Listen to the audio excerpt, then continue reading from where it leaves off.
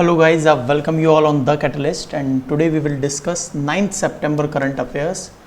So initially we will discuss some important topics and later on we will discuss 10 MCQs that is also related to current affairs. तो चलिए शुरुआत करते हैं. तो first and foremost we will discuss the big tech divide. यहाँ पर हमेशा से ये चर्चा में रहा है कि जैसे जैसे लोगों के पास पैसा बढ़ता जाएगा तो there will be a great digital divide. बहुत बड़ा एक क्या आ जाएगा, डिजिटल डिवाइड आ जाएगा. Digital divide, right. तो ये जो डिजिटल डिवाइड है, यहाँ पर रिच जो है, जो एवरेज या मिडिल क्लास है, उनमें तो बहुत ज़्यादा इंप्रूवमेंट देखने को मिलेगा, लेकिन ये जो पुअर, डाउन ट्रडन, मार्जिनलाइज सेक्शन, उनमें, और ये डिजिटल डिवाइड कहीं ना कहीं जो रिच एंड पुअर गैप है, रिच एंड पुअर गैप, इसको और भी ज़्यादा, जो इस खाई को और भी ज़्यादा बढ़ा देगा. तो यहीं पर एक पूरा का पूरा टॉपिक हम लोग डिस्कस करने वाले हैं. रिसेंटली एक सर्वे हुआ and that was school childrens online and offline learning school survey. और यहाँ पर क्या देखा गया, देखिए पूरा का पूरा स्टैटिस्टिक्स आपके सामने है कि proportion of sample student who study online regularly don't study at all nowadays. तो जो ऑनलाइन पढ़ रहे हैं उन स्टूडेंट पर, जो बिल्कुल भी नहीं पढ़ रहे हैं और are unable to read more than a few word, जिनको एक शब्द से भी ज़्यादा नहीं पढ़ पा रहे हैं, their childrens reading ability have decline in lockdown. और बच्चों की चिल्ड्रन जो एबिलिटी है वो गिरती जा रही है. तो अलग अलग पॉइंट्स पर हम लोग डिस्कस करेंगे यहाँ पर. तो देखिए सबसे पहले तो बात आ रही है कि वो सभी बच्चे जो स्टडी कर रहे हैं ऑनलाइन रेगुलरली, तो जो अर्बन एरिया है, मतलब जो शहरी क्षेत्र है, उसमें 24% तक पढ़ रहे हैं.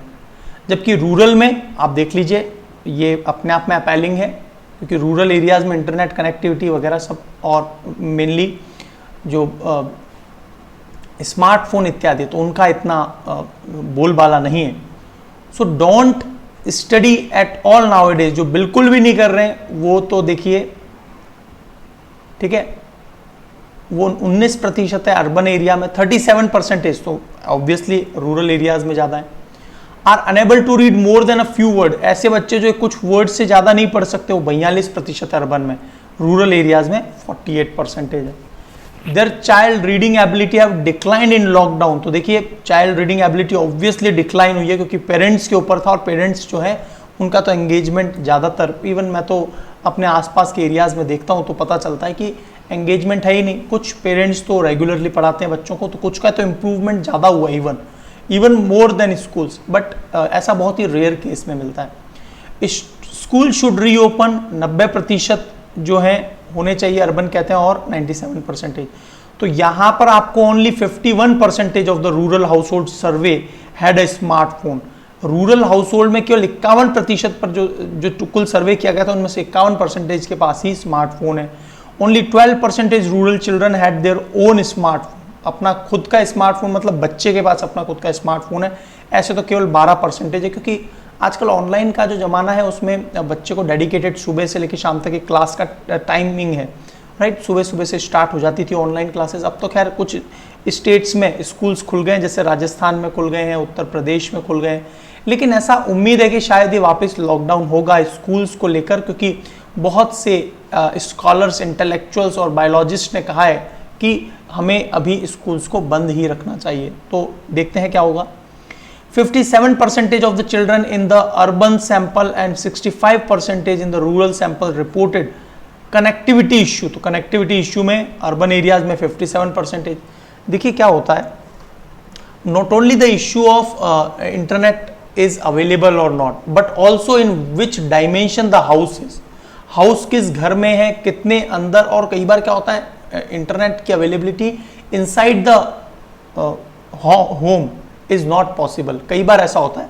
इवन मैं भी कुछ एक मकान में ऐसे रहा था, recently we have been there, तो वहाँ पर प्रॉपरली नेटवर्क है बाहर, लेकिन अंदर नहीं है. Only 4% of rural SC/ST children were studying online regularly.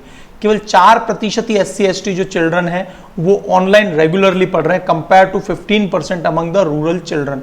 तो यहाँ पर SC/ST जो मार्जिनलाइज सेक्शन है उसमें 4% ही है ना, और तो जो कि 15% है ओवरऑल। तो देखिए यहां पर एक बहुत ही बड़ा गैप देखने को मिल रहा है। तो ये सब रिपोर्ट कैसे आई है? The report titled locked out, अभी तो लॉक था, अब lockout, emergency report on school education was recently release, वो रिलीज हुई। और इसका नाम क्या दिया है? इस सर्वे का नाम है स्कूल सर्वे। और स्कूल का मतलब क्या? The school children online offline learning. और ये 15 अलग अलग राज्यों में की गई, जिनमें मेनली बड़े राज्य में महाराष्ट्र, उत्तर प्रदेश, वेस्ट बंगाल, कर्नाटका। बहुत लार्ज स्केल पे नहीं होती है सर्वे, क्या होता है कुछ हजारों की संख्या में जो है ना एनालिसिस डेटा को किया जाता है। प्रोलॉन्ग्ड, तो हम लोग कभी भी जो सर्वे इत्यादि होते हैं ना उसको 100% नहीं मान सकते। हाँ, काफी तक क्लोज रहता है कि वो ही कुछ पैरामीटर ओवरऑल एरियाज में भी होगा, बट सर्वेज आर नॉट 100%, क्योंकि जब 100% लोगों पर सर्वे हो तो ऐसा संभव नहीं है ना।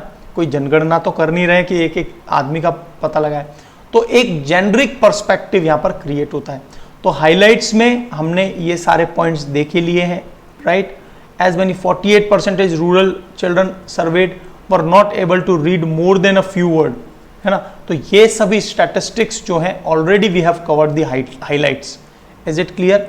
Most parents feel that their children reading and writing ability have gone down during lockdown and they have desperately waiting for the school to reopen. और वो बेसब्री से इंतजार कर रहे हैं कि अब स्कूल खुल जाए।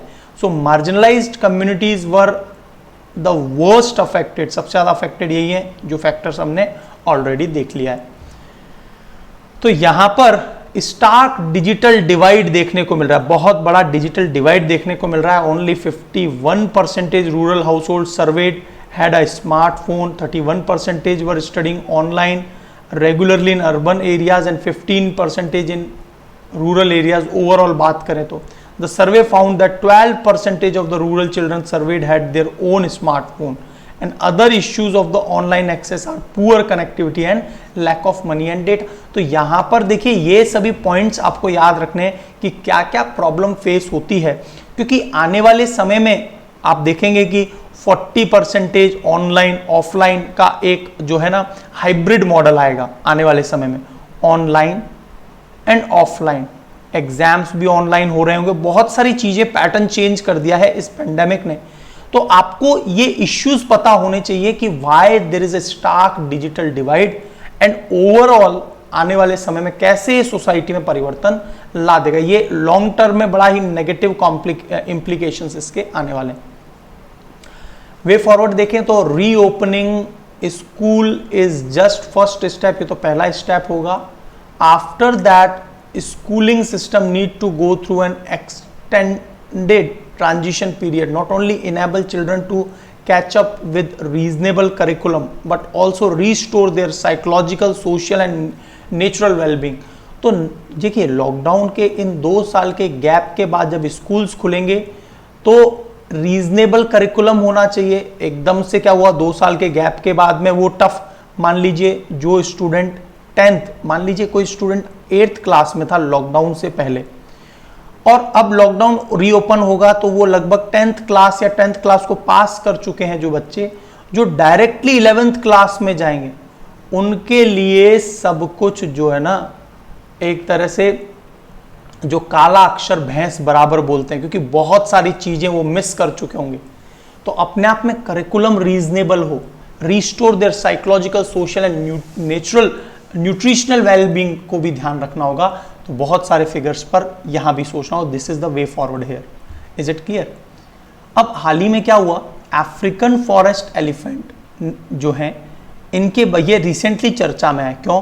क्योंकि IUCN जो है, international Union for Conservation of nature, इसके अनुसार हमने एलिफेंट्स को 2 भागों में बांटा है, Asian elephants and African elephants. But यहां पर इन्होंने और परिवर्तन किया। तो क्या किया कि African forest elephant as critically endangered, जो अफ्रीका के जंगल वाले हाथी हैं वो तो बिल्कुल न्यून खत्म हो चुके हैं, है ना, बहुत ही कम हो गए, जबकि जो सवाना के बुश एलिफेंट हैं वो एंडेंजर्ड घोषित किया। तो इन्हें अलग अलग क्रिएट किया इन्होंने। सो ये क्यों हुआ? क्योंकि दोनों जगह में जो फॉरेस्ट वाले एलिफेंट है उनकी संख्या बहुत कम हो गई है, इसलिए क्रिटिकली एंडेंजर्ड। तो उनको सेपरेटली रखने से क्या होगा, उन पर फोकस किया जा सकेगा। और यही तो इंपॉर्टेंस होता है किसी भी चीज़ का, कि स्टैटिस्टिक डेटा से हमें पता रहता है कि हमें कहाँ पर फोकस करना है।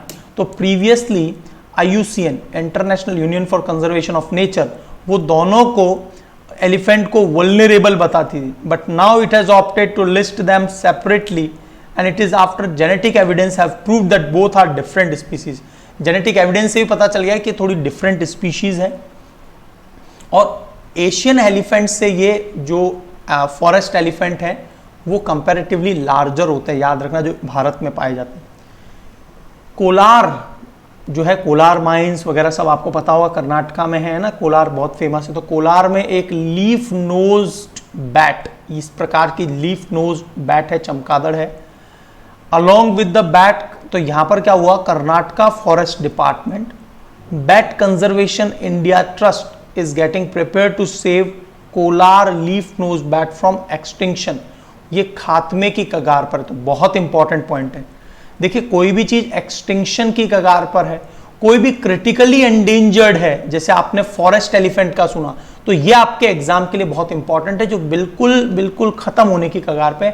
इस पर प्रश्न सबसे ज्यादा आते हैं। वल्नरेबल पर, एंडेंजर्ड इत्यादि पे क्वेश्चंस ज्यादा नहीं पूछे जाते, याद रखना ये बात। तो जो बैट कंजर्वेशन इंडिया ट्रस्ट है, it is a non profit organisation and was conceived for protection of bat species in India by protecting their habitat. तो उनके हैबिटेट, उनके रहने की जगह को प्रोटेक्ट किया जा रहा है। हेडक्वार्टर है इसका बैट कंजर्वेशन इंडिया ट्रस्ट का बेंगलुरु में। ये एंडेमिक है, केवल इसी जगह पाई जाती है, कोलार में। It is presently known only one cave in Hanumanahalli village in Kolar district. Hanumanahalli village में एक केव है, वहां पर ये पाई जाते हैं। थ्रेट क्या है, इनका हैबिटेट जहाँ ये रहते हैं वो लॉस हो गया, लैंड यूज चेंज हुआ, hunting, stone quarrying in the region, क्योंकि कोलार माइंस वगैरह है। तो IUCN की लिस्ट में क्रिटिकली एंडेंजर्ड है, इसीलिए सुपर इंपॉर्टेंट है Kolar leaf nose bat. Wildlife Protection Act 1972 के तहत it has not been accorded legal protection, इन्हें लीगल प्रोटेक्शन नहीं दिया गया है ना, लिस्ट में नहीं है ये। चलो अगला पॉइंट आ रहा है मिशन फिंगरलिंग। ये जो फिंगरलिंग है, it is related to fish, और फिशेस की संख्या, मतलब जो हम लोग प्रोडक्टिविटी करते हैं, जो फिशरी है सेक्टर, उसमें इंप्रूवमेंट करना है। आपको पता होगा India is the second largest economy in production of fish, मतलब जो हम लोग समुद्र वगैरह से ओवरऑल फिश निकालते हैं, फर्स्ट नंबर पे चाइना है।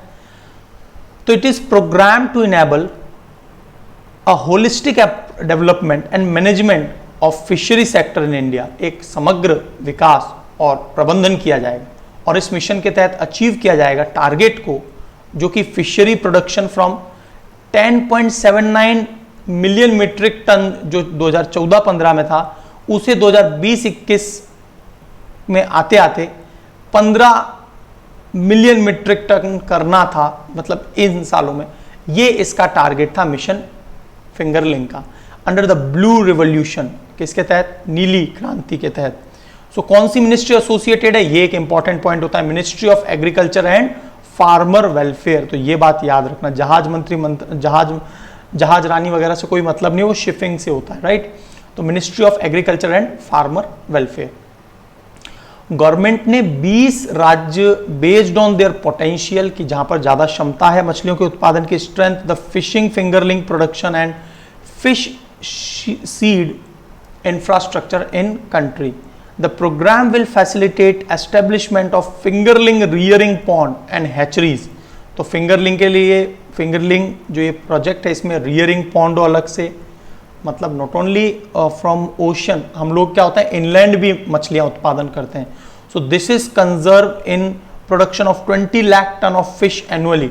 तो इस प्रकार से क्या किया जा रहा है, हम लोग रियरिंग पॉन्ड की मदद से क्या जनरेट कर रहे हैं, रियरिंग पॉन्ड की मदद से हम लोग जो है एनुअली 20 लाख टन तक जो है प्रोडक्शन कर रहे हैं, और which will turn benefit about 4 million families. इससे क्या हो रहा है, मछली उत्पादक जो हैं उनकी फैमिली के लिए इकोनॉमी जनरेट होती है, और वो आसानी से अपना लाइवलीहुड मेंटेन कर पाते हैं। The implementation of the program will supplement and requirement of stocking material in country up to large extent.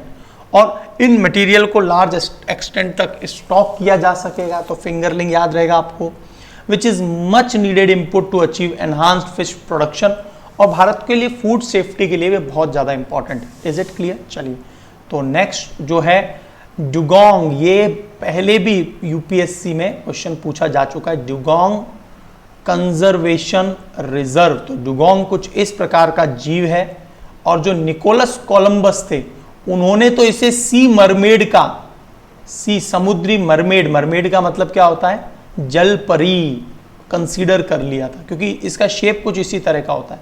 ठीक है, तो भी हाल ही में क्यों चर्चा में थी भारत के रिस्पेक्ट में? तमिलनाडु गवर्नमेंट ने क्या अनाउंस किया है? इंडिया का first conservation reserve for dugong in Palk bay, पाक जल संधि में। तो ये नॉर्थ पाक बे, ये साउथ पाक बे, और देख लीजिए एग्जैक्टली टू बी प्रिसाइज, ये जो एडम्स ब्रिज है, राइट, इसके ऊपर का जो बे ऑफ बंगाल, ये पूरा का पूरा जो रीजन है ये पाक बे कहलाता है।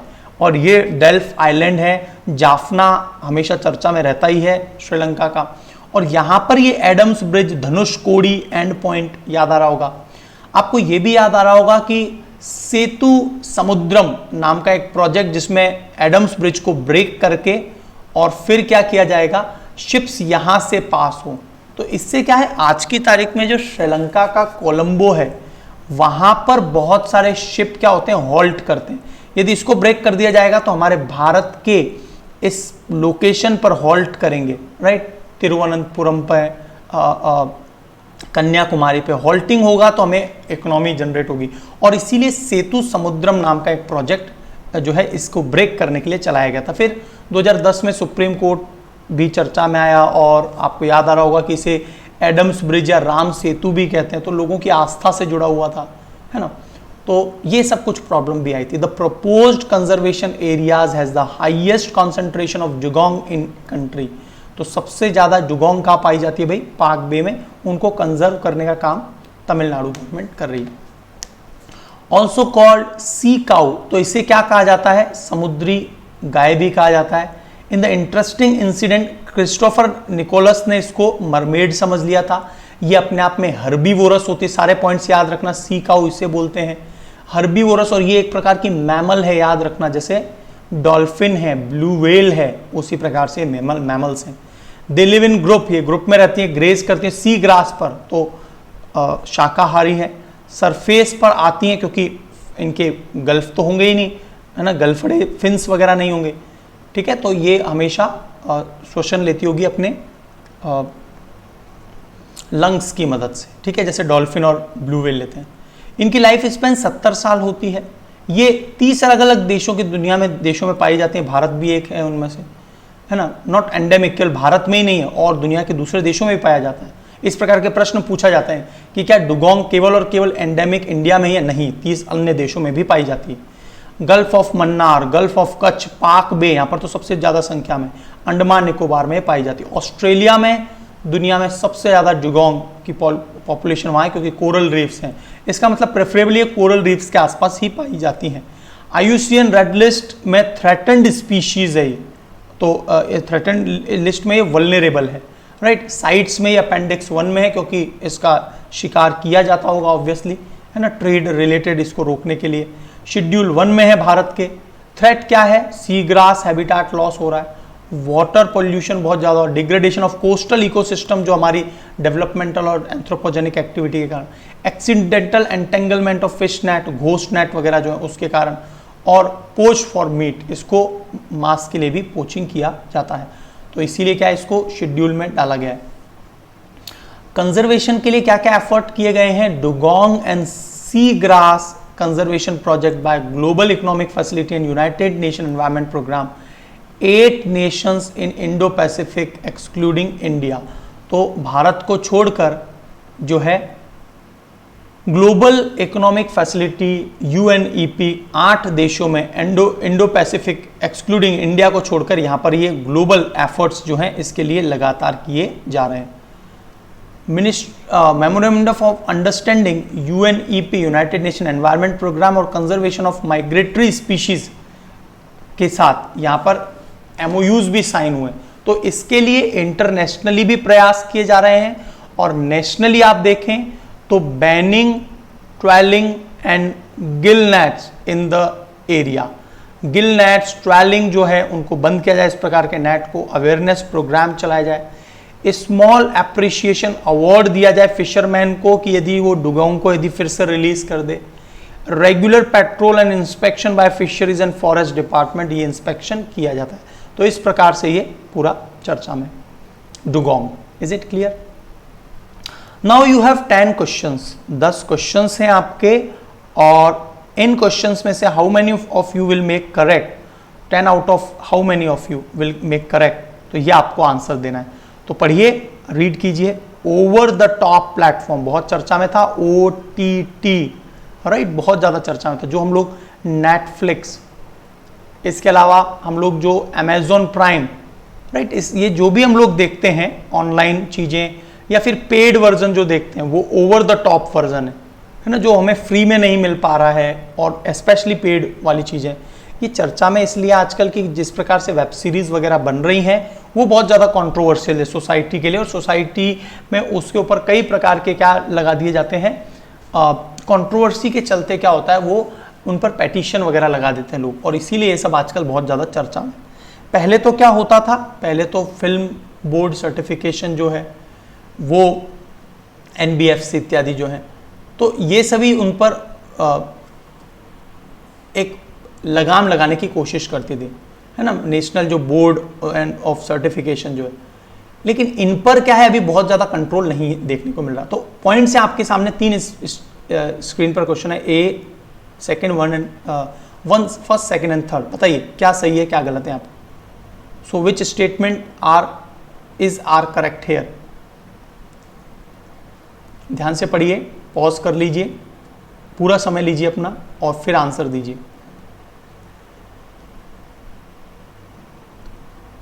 So here the correct answer is, pause कर लिया था आपने, देखिए यहां पर जो सही आंसर है वो है कि यहां पर देखिए पहला स्टेटमेंट तो बिल्कुल सही है, it is media service offered directly to viewers via internet. तो मीडिया की जो सर्विसेज है सीधा इंटरनेट की मदद से, आजकल तो मूवीज जो हैं मल्टीप्लेक्स में ना लगकर यहाँ पर लग रही जब से लॉकडाउन हुआ। In India new rule require OTT platform, नए रूल्स की आवश्यकता है to set up robust 3 tier grievance redressal mechanism. तो भारत में नए रूल्स की जो है आवश्यकता है 3 लेयर पर, और ये यहाँ पर बहुत ही ज़्यादा नेसेसरी हो गया।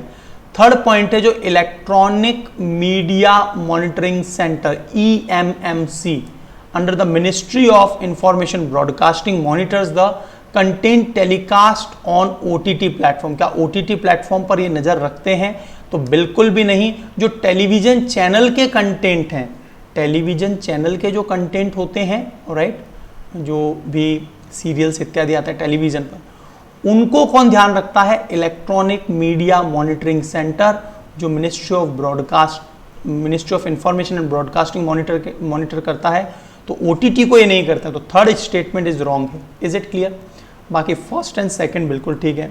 Is it clear? So first and second यदि सही है तो इसीलिए A will be the answer. ठीक है, A will be the answer. ध्यान से पढ़ लीजिए एक बार फिर से, फर्स्ट एंड सेकंड बिल्कुल सही, आवश्यकता है बिल्कुल मैकेनिज्म की, और इंटरनेट पर सीधा इन्हें प्रोवाइड किया जाता है। थर्ड इज रिलेटेड टू धारावाहिक वगैरह जो होते हैं उनसे रिलेटेड है। चलिए, तो over the top media service is a media service offer directly to viewers via internet, internet के थ्रू उन्हें सर्विसेज दी जाती है। OTT bypass cable, broadcast, satellite television platform, types of companies that traditionally act controller and distributor of such. तो traditionally जो है satellite television वगैरह पे, तो OTT मीडिया देखिए क्या है, OTT media service is a media service offer directly to viewers via internet. Bypass cable होती हैं, जो टेलीविजन वाली जो केबल है वो नहीं है, ब्रॉडकास्ट सैटेलाइट वाली। तो यहां पर information technology guideline and intermediaries and digital media ethics code 2021 के तहत जो नए रूल है, the new rule requires OTT platform to set up, उन्हें सेटअप करने की आवश्यकता है। Robust 3 tier grievance redressal mechanism उन्हें बनाना होगा, right. 3 tier grievance redressal mechanism उन्हें बनाना होगा। तो पहले लेवल पर क्या होगा कि will comprise regulation bye OTT platform itself, कि ओटीटी प्लेटफॉर्म खुद ही, जैसे अमेजॉन प्राइम है, नेटफ्लिक्स है, तो खुद ही थ्रू द ग्रीवेंस ऑफिसर, उनका अपना ग्रीवेंस ऑफिसर हो, कोई दिक्कत है वो रिजॉल्व कर ले। तो ये हो गया पहला लेयर।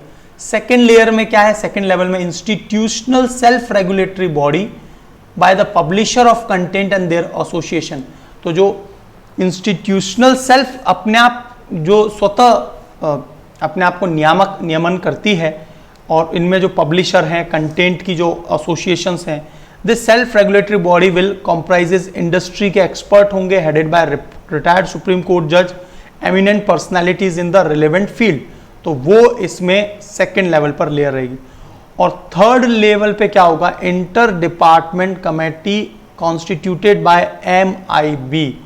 तो MIB के तहत क्या होगा, it will provide oversight and hear appeals and decision taken at level 2 if complaint is referred to the inter department committee by MIB।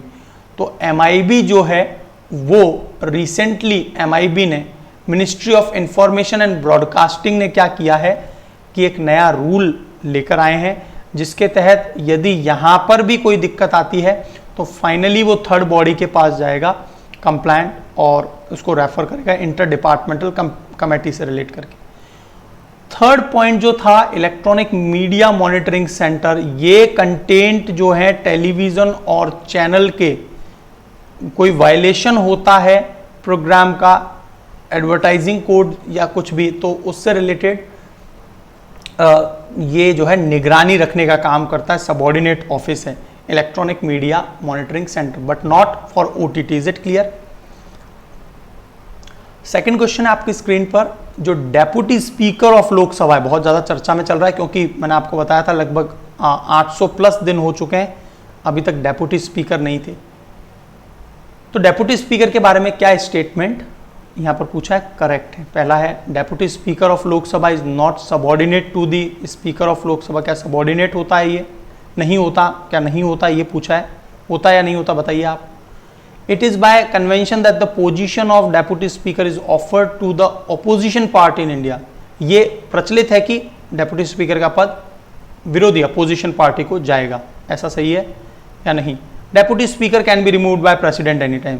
Deputy speaker को क्या राष्ट्रपति हटा सकते हैं? बताइए क्या सही है, करेक्ट पूछा है। वेरी सिंपल, पहला स्टेटमेंट बिल्कुल सही है, कोई सबऑर्डिनेट नहीं होते ये डेप्यूटी स्पीकर लोकसभा के स्पीकर के। और the position deputy speaker is offer to opposition party in India, यही होता है 1967 से मैंने आपको बताया था। Deputy speaker can remove, no, president से नहीं, वहां पर प्रॉपर प्रोसीजर होता है और वहां के मेंबर्स जो हैं वो उसे रिमूव करने का प्रस्ताव लाते हैं। तो ए सही है, first and second, third is incorrect here. ठीक है, तो डेप्यूटी स्पीकर ऑफ लोकसभा कोई सबऑर्डिनेट नहीं होता, वो रेस्पॉन्सिबल होता है for Lok Sabha and they are second highest ranking legislative officer after speaker. Lower house में ये होते हैं। They act as the presiding officer, यदि किसी कारण से स्पीकर जो है वो लीव पर है, डेथ हो गई है, इस केस में बाय कन्वेंशन डेप्यूटी स्पीकर की पोजीशन ऑपोजिशन पार्टी के पास जाती है। It can be remove from office by resolution pass किया जाता है लोकसभा में, और यदि effective majority of its member, तो मैंने आपको इफेक्टिव मेजॉरिटी है ना, सामान्य मेजॉरिटी सब कुछ बताया था, आपको याद आ गया होगा, पूरा डिटेल में हमने डिस्कस किया था वो point. Effective majority, the majority should be 50% और more than 50% of the total strength of the house after removing the vacancies को हटा दिया जाए, उसके बाद 50% ये होना चाहिए।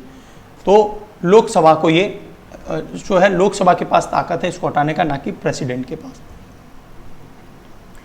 With reference to international trade of India, Bharat का जो अंतर्राष्ट्रीय व्यापार है वर्तमान में, कंसीडर कीजिए दोनों फॉलोइंग स्टेटमेंट। क्या भारत का merchandise export are less than its merchandise import? क्या भारत का एक्सपोर्ट जो है इंपोर्ट से कम है?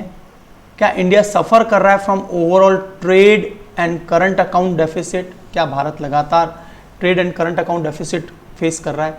मर्चेंडाइज का मतलब क्या होता है? रिटेल ऑब्जेक्ट या जो टेंजिबल वस्तु होती है जिन्हें हम छू सकते हैं, सर्विसेज का एक्सपोर्ट इंपोर्ट नहीं। जो मर्चेंडाइज क्या रिटेल जो वस्तुएं हैं, ऑब्जेक्ट्स हैं, उनकी बात होती है, ठीक है ना। कोई भी किसी प्रकार का सामान है उस पर हम लोग मर्चेंडाइज की बात करते हैं। Is it clear? तो यहां पर बिल्कुल ही सिंपल क्वेश्चन है, ये बताइए 1 सही है, सेकंड सही है। सो जो India's merchandise exports are less than, बिल्कुल देखिए एक्सपोर्ट हमारा कम है इंपोर्ट की तुलना में, है ना। हम लोग सामान भी जो मंगवाते हैं वो भी बिल्कुल। India suffer from overall trade current deficit, हमेशा ये हम लोग जो है चालू खाता घाटा से तो ग्रस्त चल ही रहे हैं कई सालों से। चलिए, तो इंडिया का जो मर्चेंडाइज एक्सपोर्ट है वो है 33.14 बिलियन, ठीक है। उसी सेम पीरियड में जो इंपोर्ट है वो 47 बिलियन डॉलर है। तो यहां पर 45.17 हायर देन ईयर अगो। तो यहां पर हमने अलग अलग स्टैटिस्टिक्स आएंगे समय समय पर, आप ये ध्यान रखना कि इंपोर्ट जो है वो भारत का यहां पर एकदम क्लियर सी बात लिखी है आपको कि एक्सपोर्ट जो है कम है, या यूं कह लीजिए इंपोर्ट ज़्यादा है भारत का। Despite the increase in the export the trade deficit widened 4 month high driven by sharp Uptake of gold import. Trade deficit बहुत ज़्यादा बढ़ गया क्योंकि हमने बहुत ज़्यादा गोल्ड इंपोर्ट किया है। Merchandise import grew during this time और it grows 51.47% year on year, और ये हमारा जो इंपोर्ट है वो बहुत ज़्यादा बढ़ा है गोल्ड के कारण। Is it clear? चलिए, फोर्थ क्वेश्चन है पुलिकट झील से संबंधित। याद आ रहा है पुलिकट झील क्यों चर्चा में रहती है? सतीश धवन स्पेस सेंटर यहीं पर लोकेटेड है। 1967 में यहीं से हम लोग तब से क्या कर रहे हैं, सैटेलाइट्स को छोड़ने का काम कर रहे हैं। It lies at the border of state of Andhra Pradesh and Tamil Nadu. तो ये कहाँ पर लाई करता है? आंध्र प्रदेश और तमिलनाडु में। It is the second largest brackish water, क्या ये सही है? बॉर्डर पर है। दूसरा ब्रैकिश वाटर लेगून झील है, सांबर के बाद दूसरी सबसे बड़ी, बताइए। It receives water from river Penneru and Vamsadhara. तो क्या ये जो झील है उसको वंशधारा और पेनेरू से जो है मिलता है पानी? बताइए क्या सही है? देखिए, पहला स्टेटमेंट बिल्कुल सही है। एक्चुअल में ये लोकेटेड है आंध्र प्रदेश के, लेकिन तमिलनाडु के बिल्कुल बॉर्डर के पास है, चेन्नई से थोड़ा सा ऊपर। ये second largest brackish water lagoon झील है, लेकिन किसके बाद? चिल्का लेक के बाद। चिल्का बड़ी है ना, चिल्का के बाद सांबर तो इनलैंड वाटर लेक है। और यहां पर रिवर पेनूर या वंशधारा नहीं, दिस गेट द, तो 2 रिवर्स, एक तो है अरानी रिवर और एक है कलांगी रिवर। तो ये दोनों याद रखना, अरानी और कलांगी से इसे मिलता है पानी, राइट। तो बकिंगम कैनाल भी क्या है? नेविगेशन चैनल है इस लेगून झील के पास, तो स्ट्रीम में, तो बकिंगम कैनाल भी इससे रिलेट करता है, ठीक है। चिल्का लेक के बाद में ये सेकंड लार्जेस्ट है और बॉर्डर पर है। Barricade island of Sriharikota, Sriharikota में Satish Dhawan space centre located है। नेलापट्टू बर्ड सेंचुरी, क्या ये आंध्र प्रदेश में है? थथिक्कड़ बर्ड सेंचुरी, क्या ये केरला में है? एंड भरतपुर बर्ड सेंचुरी, क्या ये मध्य प्रदेश में है? बताइए क्या सही है? यहां पर पॉज कीजिए और बताइए, एलिमिनेट कीजिए। So very sure you all are कि भाई भरतपुर तो एक जिला है, डिस्ट्रिक्ट है, घना पक्षी विहार, और ये तो राजस्थान में है। थर्ड पॉइंट हो गया गलत, थर्ड पॉइंट को कट कीजिए, ये भी गलत और ये भी गलत। अब क्या बचा? या तो ये या फिर ये। देखिए, नलापत्तू बर्ड सेंचुरी बिल्कुल आंध्र प्रदेश में है और थथिक्कड़ बर्ड सेंचुरी केरला में ही है, बिल्कुल सही है। तो Nelapattu bird sanctuary Nellore district Andhra Pradesh में लोकेटेड है, नेलापत्तू विलेज में के पास। Thattekad bird sanctuary 25 square kilometre का है, which is first bird sanctuary of Kerala and the most popular one in country. Chhattisgarh बहुत ही इंपॉर्टेंट है। यहाँ पर जो भी ऑर्निथोलॉजिस्ट हैं, पक्षी प्रेमी, राइट, पक्षी वैज्ञानिक और पक्षी प्रेमी भी यहाँ पर बहुत ज़्यादा आते हैं छत्तीसगढ़ बर्ड सेंचुरी में, याद रखना। भरतपुर बर्ड सेंचुरी बहुत इंपॉर्टेंट है। यहाँ पर जो है रशिया के जो बर्ड्स हैं वो यहाँ पर माइग्रेट करके आते हैं, है ना, Siberian cranes. So national park Keoladeo घना पक्षी विहार यूनेस्को वर्ल्ड हेरिटेज साइट है। राजस्थान में 360 से ज़्यादा स्पीशीज़ हैं यहाँ पे। वेटलैंड टाइप भी है मतलब ये, ठीक है, क्योंकि यहाँ पर बहुत बड़ी झील भी है inner areas of the bird sanctuary. Competition commission of India के बारे में क्या स्टेटमेंट सही है? It is a statutory body of government of India responsible for enforcing prevention of money laundering. Pema, Pema याद आया आपको, हमने इंटरनल सिक्योरिटी में पढ़ा था। क्या ये स्टैट्यूटरी बॉडी है गवर्नमेंट ऑफ इंडिया की जो रिस्पॉन्सिबल है पेमा के लिए? कंपटीशन कमीशन ऑफ इंडिया, बहुत चर्चा में, शॉर्ट नोट लिख दीजिए इसके बारे में डिटेल में। It falls under jurisdiction of ministry of corporate affairs. और क्या कंपटीशन कमीशन ऑफ इंडिया ये मिनिस्ट्री ऑफ कॉर्पोरेट अफेयर्स के अंडर में आता है? बताइए, बहुत ही अच्छा प्रश्न है। तो देखिए, पेमा से रिलेट नहीं करता ये competition commission of India, it related to competition act से रिलेट करता है कंपटीशन कमीशन ऑफ इंडिया। और मिनिस्ट्री ऑफ कॉर्पोरेट अफेयर्स बिल्कुल सही है, इसी के अंडर में आता है। याद रखना, शॉर्ट नोट के समय ये जरूर देखा करो कि विच मिनिस्ट्री के अंडर में कोई भी कमीशन है, काउंसिल है, वो आ रही है। सो स्टैट्यूटरी बॉडी है, सांविधिक निकाय है, रिस्पॉन्सिबल है ये enforcing the competition act 2002 through out India, prevent activities that has adverse effect on competition. जो भी जैसे मोनोपोली वगैरह हो रही है, कंपटीशन को रोक रहे हैं ना, जैसे अंबानी, अडानीज और बहुत सारे हैं, तो उसको, जैसे हम लोगों ने एंटी ट्रस्ट जो केस अभी चल रहा है, एंटी ट्रस्ट सूट, तो वहां पर भी क्या है, कंपटीशन को खत्म कर रहा है फेसबुक, गूगल और ये बिग 4 कंपनीज, तो इसलिए चर्चा में थे। It falls under jurisdiction of ministry of corporate affairs. Yes, सही है। जीनोम सीक्वेंसिंग पर 3 स्टेटमेंट दिए गए, फर्स्ट, सेकंड एंड थर्ड, और ये चर्चा में था। तो how can the technique of genome sequencing often seen in news be used in immediate future? आने वाले भविष्य में हम इसका बहुत ज़्यादा प्रयोग कर सकते हैं, बहुत ज़्यादा प्रयोग होगा इसका। तो इनमें से कौन सा ऐसा प्रयोग है, यूज है, इसका जो है उपयोग किया जा सकता है? बताइए। पहला स्टेटमेंट है, genome sequencing can be used to identify genetic markers. जो डिजीज के जेनेटिक मार्कर्स हैं, बिल्कुल पिन पॉइंट इंफॉर्मेशन की कौन से जीनोम वगैरह हैं, उस डिजीज के resistance and drought tolerance in various crop plant, उसको आइडेंटिफाई किया जा सकेगा जेनेटिक सीक्वेंसिंग से। ये टेक्निक क्या मदद करेगी? रिड्यूस करने में time required to develop new varieties of the crop plant. नई वेराइटीज को डेवलप करने में भी क्या जीनोम सीक्वेंसिंग मदद करेगी? Can be use to decipher the host pathogen relationship with crop. जो फसल है और जो कवक है, जीवाणु हैं, विषाणु हैं, जिनके कारण पादप रोग होते हैं, उनके बीच में रिलेशन को डिकोड करने में ये मदद करने वाली। बताइए, जीनोम सीक्वेंसिंग। जीनोम सीक्वेंसिंग बहुत ज़्यादा चर्चा में रहता है हमेशा।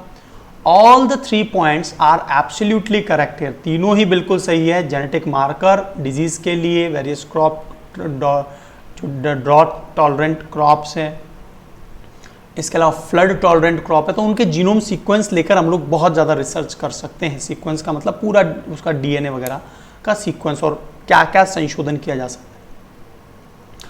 This technique helps in reducing time required to develop new varieties of crop, नई वेराइटीज। और होस्ट पैथोजन और क्रॉप के बीच में क्या रिलेशनशिप, हमने जीनोम सीक्वेंसिंग की मदद से एक एक बात का पता लगा सकते हैं, और इसीलिए ये सबसे सुपर इंपॉर्टेंट टॉपिक में से एक है। Is it clear?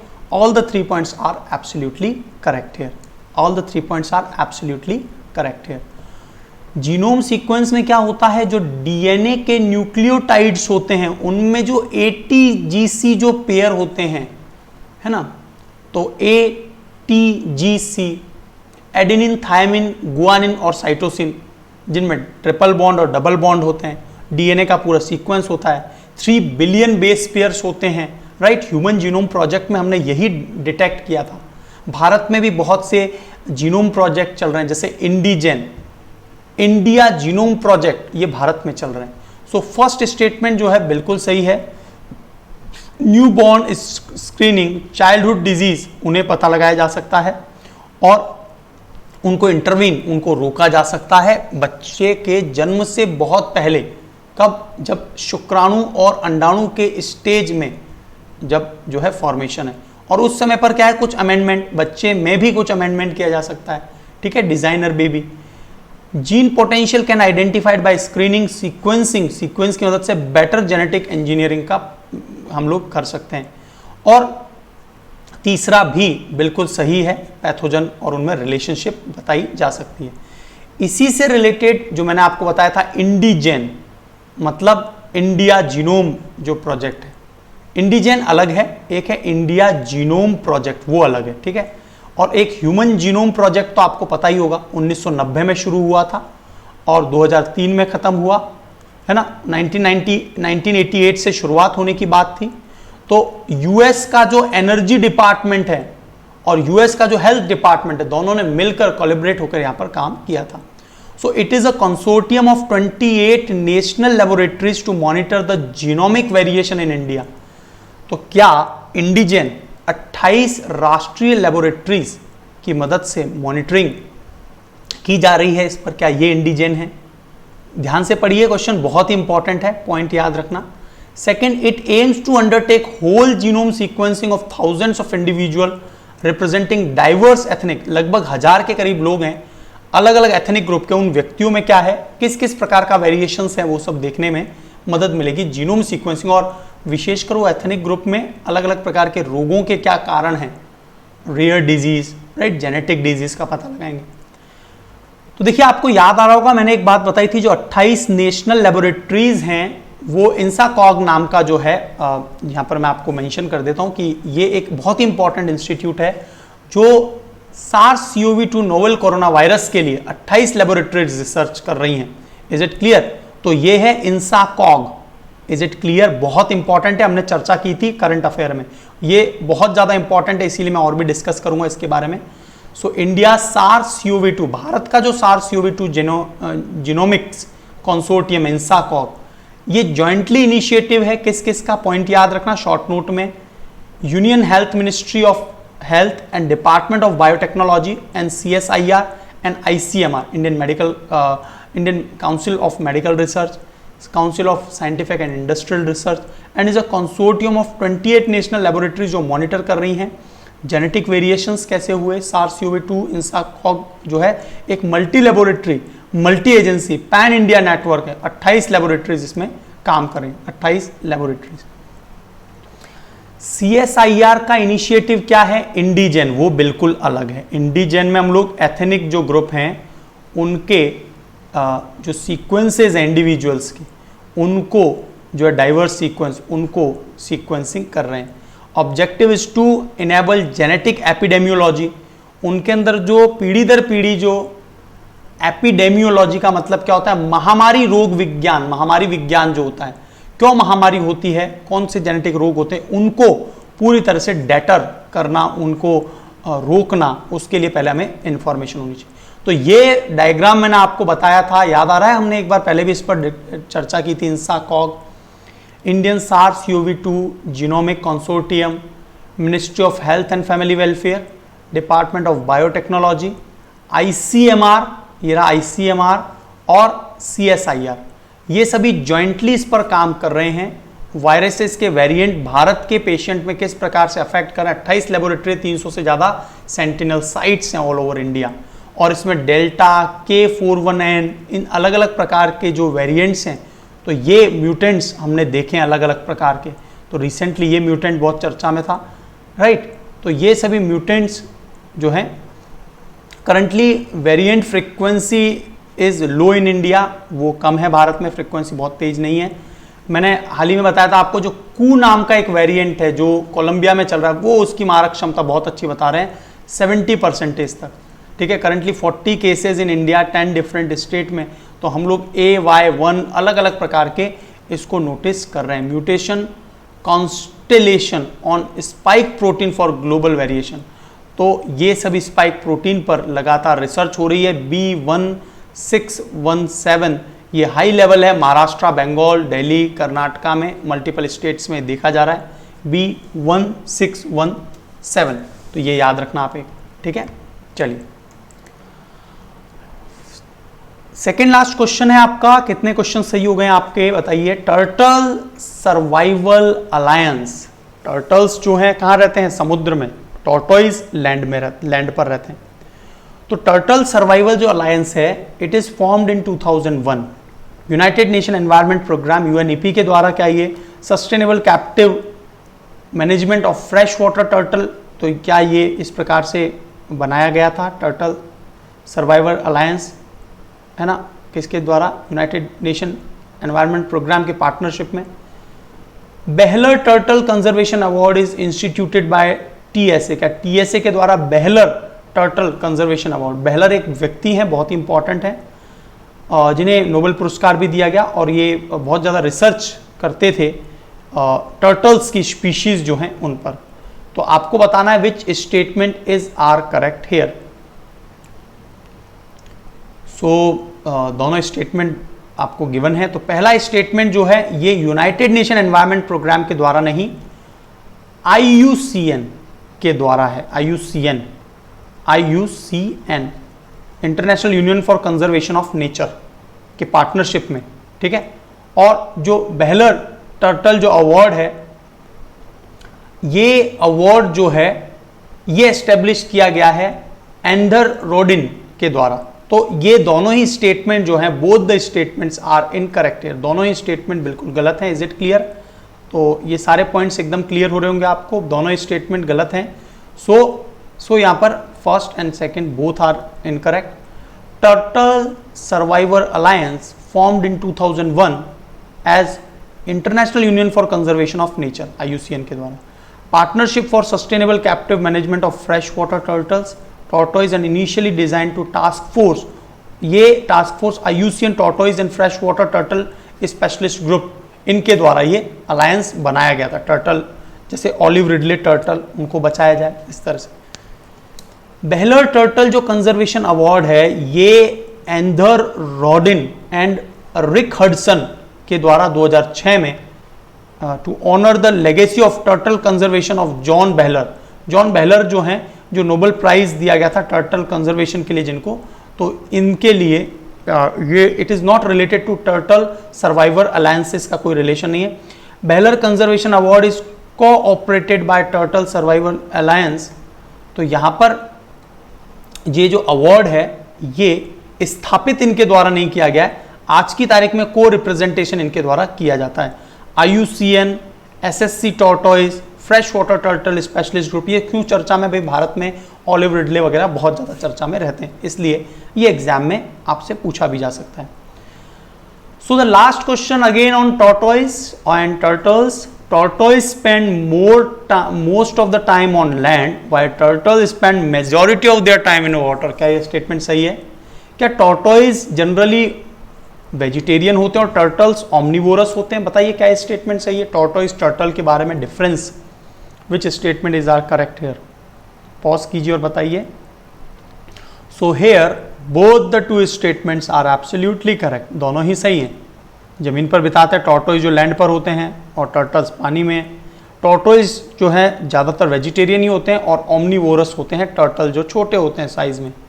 Tortoise vegetarian हैं और लिव करते हैं पूरा लैंड पर। टर्टल्स ओमनिवोरस हैं, मेजॉरिटी टाइम वाटर में बिताते हैं। टर्टल्स जो हैं, not all turtle are tortoise, ठीक है, but all the tortoise are turtle. तो याद रखना ये एक फिगर कि वेन डायग्राम यदि बनाएंगे, वेन डायग्राम आपके सीसेट के लिए भी बहुत इंपॉर्टेंट है। वेन डायग्राम पे 1 या 2 क्वेश्चन फिक्स सीसेट में आता ही आता है, 2 क्वेश्चन तो आते ही आते हैं, ठीक है। वेन डायग्राम जरूर तैयार कर लेना। तो यहां पर बोला गया है कि जो टर्टल है, ऑल द टॉर्टोइज, तो टर्टल ये बाहर वाला होगा, टॉर्टोइज जो है, टॉर्टोइज ये, टर्टल ये, इस प्रकार से बनेगा।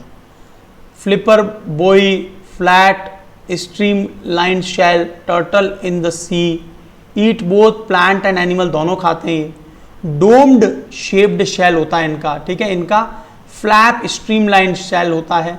लिव मेनली ऑन लैंड, ये और वेजी खाते हैं। Is it clear? तो आई थिंक सारे के सारे टॉपिक्स आपको एकदम क्लियर हो गए होंगे। So will meet in the next lecture tomorrow. Thank you so much. जय हिंद दोस्तों, गॉड ब्लेस यू ऑल।